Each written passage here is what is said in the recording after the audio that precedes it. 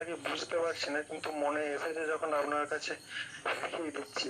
হ্যাঁ হ্যাঁ তো অবশ্যই। মানে আমরা তো এমনি সাধারণত কেউ তামসিক বা রাজসিক ভাবাপন্ন মানুষ, মানে আমি যদি নিজেকে বলি হয়তো আমার ওই এইরকমই হয়তো হবে। কিন্তু আমরা যদি এই সাধনা মানে এখন যদি 15 মিনিটও বসি ধীরে ধীরে, তো এরকম এখানে এর সঙ্গে যদি লেগে থাকি, গুরুর নির্দেশ মতো যদি চলতে থাকি, এক্ষেত্রে হয়তো এ জন্মে বা আগামী জন্মে ধীরে ধীরে এরকম কি বিবর্তন সম্ভব, যে আমরা যেসব পৌরাণিক ব্রহ্মর্ষিদের নাম পাই, যে সেই সেই পর্যায়ে নিজেদের চৈতন্যকে কি তোলা সম্ভব এইরকম স্তর থেকে? হ্যাঁ, সম্ভব। আমরা নিজেদের কাজের সাথে যে কাজকর্ম উপার্জন সংক্রান্ত বিষয় আমরা লেগে থাকি, তার সাথে যদি ওই সময় যেটা বলা হলো 10 মিনিট 15 মিনিট বা যতটুকু সম্ভব সেইটা করতে করতেই ক্রমশ আরও বেশি সামর্থ্য বা ক্ষমতা নিজের ভেতরে জেগে উঠবে।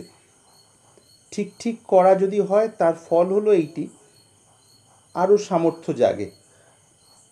তার দ্বারা স্বাভাবিকভাবেই অন্তরের বিকাশ সেই রকম হতে পারে যেটি বলা হচ্ছে এখানে। তবে খুব বিষয়টা কীরকম কি, খুব ব্যালেন্স ওয়েতে লাগতে হয়।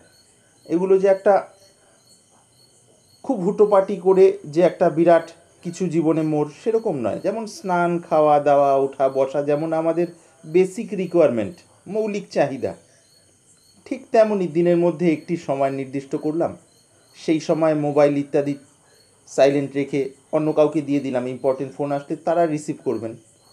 সেই যে 10-15 মিনিট আমি কেবল সাধনার জন্যই রাখলাম, সেই সময়টা সারা দিনের মধ্যে যেটা ভালো বলে মনে হয় সেরকম একটা গুছিয়ে নেওয়া। সন্ধিক্ষণের বিষয় বলা হয় বারবারই ভিডিওতে, কোনো একটি সন্ধিক্ষণ যদি ধরতে পারা যায় খুবই ভালো হয়। অর্থাৎ সেইটি সম্ভব, কথার কথা নয়, মানে বাস্তবেই সম্ভব। যত আন্তরিকভাবে লেগে থাকবো ক্রমশ ভেতরের গভীরতা বাড়তে থাকবে, আর গভীরতা বাড়লেই ভেতরের শান্তি এবং আনন্দ আসবে স্বাভাবিকভাবেই। শান্তি আনন্দ আসবে, তার সাথে সাথে চেতনারও বিকাশ হবে। আচ্ছা, আচ্ছা, বুঝলাম। আর যদি এ জন্মে সাধনা সম্পূর্ণ না হয়, ধরুন এমন কিছু পারিবারিক বাধা রয়েছে যে ঘরে হয়তো কেউ অতটা ঈশ্বরে বিশ্বাস করে না, কিন্তু যে সাধনা করে সে হয়তো করে, তো সেক্ষেত্রে কি এটা সম্ভব যে তার মনে যদি এই আগ্রহ থাকে, পরের জন্মে সে এমন কোনো পরিবেশ পেলো যেখানে থেকে সে তার মানে সাধনা নিয়ে, শুধু তার যদি এরকম ইচ্ছা থাকে মৃত্যুর সময় যে আমি আমি সাধনা করতে চাই, তো সে কি পরজন্মে এরকম তার কি মানে জীবন পাওয়া সম্ভব তার, যে সে শুধু সাধনার মানে জীবনটাকে সাধনায় লাগাতে পারে? হ্যাঁ, এই জায়গাটায় কয়েকটা কথা বলি, একটু দিয়ে মনোযোগ দিয়ে শুনলে ভালো হবে। একটা যেমন এই যেটা আপনি বলছেন সেটা তো বটেই, শাস্ত্রে সেরমই আছে। যদি তীব্র আগ্রহ থাকে অথচ পরিস্থিতি পরিবেশ পেলাম না এই জন্মের হিসেবে, তখন অবশ্যই সেইরূপ পরিস্থিতি পরিবেশ আগামীতে তৈরি হবে। এইটি প্রথম, আপনার বক্তব্যের সাপেক্ষে। আরও গভীরভাবে যদি ধরি, সাধন পথের সাপেক্ষে যদি, আমাদের প্রতিকূল পরিস্থিতি যখন থাকে, প্রতিকূল মানে বিপরীত, বিরুদ্ধ পরিস্থিতি, আর এদিকে কারো মনে সাধনের ইচ্ছে আছে, সেই ইচ্ছে যদি থাকে আর প্রতিকূল পরিস্থিতিতে চলার চেষ্টা করি, তখন ইচ্ছেটা আরও প্রবলভাবে বাড়ে। কারো যদি ইচ্ছে ভেতরে বেশ জোরালো অবস্থায় থাকে, সেটা আরও বেশি বাড়তে থাকে। যেমন একটি কথা প্রায় আমরা একাধিকবার হয়তো ভিডিওতে এসছে, গোস্বামী তুলসীদাসজির একটি কথা। কথাটি হলো এই, তুলসী वहाँ जाइए जहाँ आदर ना करे कोई, मान घटे मन मरे राम की स्मरण होई। তুলসীদাসজি নিজেকে বলছেন, নিজেকেই সম্বোধন করে বলছেন, ওখান থেকে আমাদের শিক্ষণীয় যে হে তুলসীদাস, তুমি সেই জায়গায় যাও বা সেই স্থানে যাও যেখানে আর কেউ তোমাকে শ্রদ্ধা করে না, বা তোমার এখানে ওই অনুকূল পরিস্থিতি নেই আর কি, সোজা কথায়। যাহা আদর না করে কই, মান ঘটে মন মরে রাম কি স্মরণ হই। মান মানে সম্মান আর কি, যেখানে সম্মান হানি হচ্ছে, সম্মান পাওয়া তো দূরের কথা, বরঞ্চ সম্মান আরও খর্ব হচ্ছে, তাতে মনে একটা ক্ষীণতা আসছে, মনে উৎসাহ কমে যাচ্ছে। এইরূপ অবস্থায় যখন নিজের বিচার বিবেক বুদ্ধি দ্বারা কোনোভাবেই যখন কিছু হচ্ছে না, যখন এই জায়গায় পৌঁছয় সাধকের মন বা এই পথের পথিকের মন, সেইখান থেকে ভগবত শরণাগতির রাস্তাটা খোলে আর কি। ওই দেখুন, মান ঘটে মন মরে রাম কি স্মরণ হই। মন ক্ষীণ হয়ে যাচ্ছে, শ্রদ্ধা তো পাচ্ছি না, অনুকূল পরিস্থিতি কিছুই নয়, বরঞ্চ বিপরীত।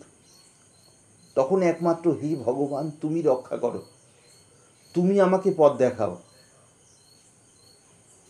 এই ভাব যখন ভেতর থেকে ব্যাকুলভাবে বেরিয়ে আসতে থাকে, সেই ভাবটি ক্রমশ বাড়তে থাকলে তমরজগুণ কমতে থাকে, সত্যগুণ বাড়তে থাকে। আর সাধন ভজনের যে মূল উদ্দেশ্য, সাধারণভাবে যদি বলি, মনশ্চেতনার বিকাশ, ওই ভাবেরই প্রভাবে মনশ্চেতনার বিকাশ হতে থাকে। এটি রহস্য। কাজেই অনেক সময় আমরা অনুকূল পরিবেশ, অর্থাৎ ঠিক মনের মতো পরিবেশ, সাধন ভজনের অনুকূল বলে যেগুলোকে মনে করি, আশ্রম ইত্যাদি, সেই পরিবেশের যেমন একটা ভালো দিক রয়েছে, আবার সেই পরিবেশের আরেকটা খারাপ দিক বা নেতিবাচক দিক হলো, সেই পরিবেশ পেয়েও অনেক পথিক মনে করেন ঠিক আছে আমি তো অনুকূল পরিবেশে আছি, ঠিক আছে আস্তে ধীরে তো আমার চলছে, আস্তে ধীরে তো আমি করে নেব, আচ্ছা আজকে একটু কম করি, কালকে বিষয়টা মেকআপ হয়ে যাবে, বা যতটা কম হলো সেটা পুরো হবে আর কি। এই একটি ঢিলেমির ভাব আসে মাঝে মাঝে এবং লং টার্মে, অর্থাৎ দীর্ঘ সময়ের সাপেক্ষে। এই ঢিলেমির ভাবটা সেই অনুকূল পরিবেশে থাকা পথিকের আত্মিক বিকাশের ক্ষেত্রে বাধা হয়ে দাঁড়ায়।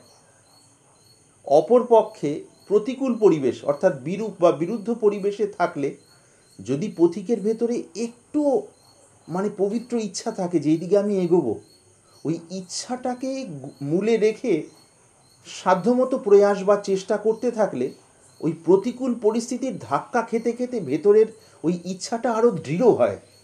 ওই দৃঢ় ইচ্ছার ফলে যে ভাবটা তৈরি হয়, সেই ভাবটাই ঈশ্বরমুখী হয়ে যায়, অর্থাৎ সেই দিকে চ্যানেলাইজড হয়ে যায় আর কি, ঘুরে যায় ওর মোড় ওই দিকে।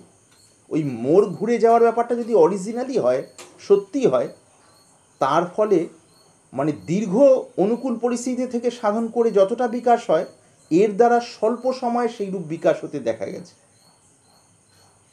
কাজেই এ জন্মে কীরম পাচ্ছি এবং আগামীতে কীরম পাবো, এই ভাবনাটা সত্য, কিন্তু সাধক সাধিকাদের এই দিকে খুব বেশি গুরুত্ব না দিয়ে বর্তমান পরিস্থিতিতে কিভাবে আমি প্রাণপাত করতে পারি, প্রাণপাত মানে হৃদয় দিয়ে আমি মানে লাগতে পারি, অন্তত নিজের কাছে নিজে পরিষ্কার থাকি যে যেভাবে লাগবো ভেবেছিলাম লাগা হয়েছে।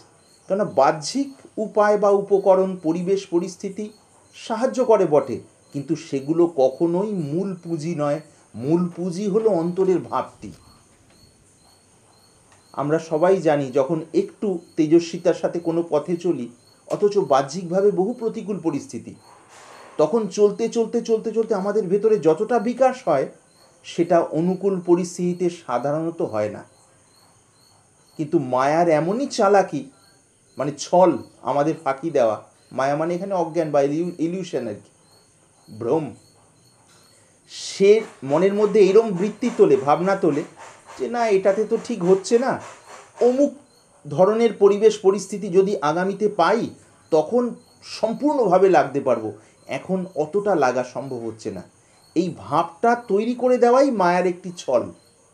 ভালো ভালো ভক্ত সাধক পথিক বা জিজ্ঞাসু তারা মায়ের এই ছলটিকে বুঝে নিয়ে সেটিকে গুরুত্ব না দিয়ে বর্তমান সময়ে নিজের মনটিকে সেখানে কাজে লাগাতে চেষ্টা করেন, তাহলে বিশেষ উপকার হয় আর কি। আর না হলে খানিকটা নিরাশাবাদী বা পরে কি হবে ওই দিকে মনের ফোকাস হয়ে গেলে কি বর্তমান সময়ে যে হৃদয় উজাহার করে লাগা, যেটা সাধনার মূল কথা, সেইটা আর হয় না।